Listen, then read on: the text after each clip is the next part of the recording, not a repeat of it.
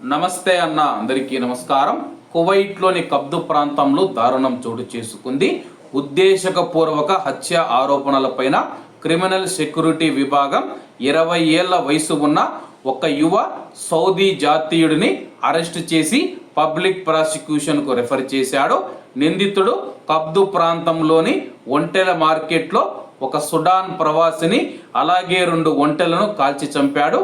ఒంటెల మార్కెట్లో జరిగిన వేలంలో తన తండ్రికి చనిపోయిన ప్రవాసుడికి మధ్య గతంలో జరిగిన వివాదానికి ఈ హత్య సంబంధం ఉందని పేర్కొంటూ ఆ యొక్క యువకుడు నేరాన్ని అంగీకరించాడు. బాధితుడు నిందితుడి తండ్రిపైన దాడి చేయడంతో ఈ వివాదం ముదిరిందని, తన తండ్రికి ప్రతీకారం తీర్చుకోవాలని నిర్ణయించుకొని తుపాకీతో మార్కెట్కు వెళ్లి అక్కడ పలుమార్లు కాల్పులు జరిపినట్లు నిందితుడు వివరించాడు.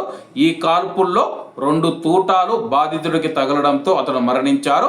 ఇటీవల సాయంత్రం సుమారు 6 గంటలకు కబ్దు ప్రాంతంలోని ఒంటెల మార్కెట్లో కాల్పులు జరిపినట్లు మినిస్ట్రీ ఆఫ్ ఇంటీరియర్ ఆపరేషన్స్ రూమ్కు సమాచారం అందిందని పోలీసులు తెలిపారు.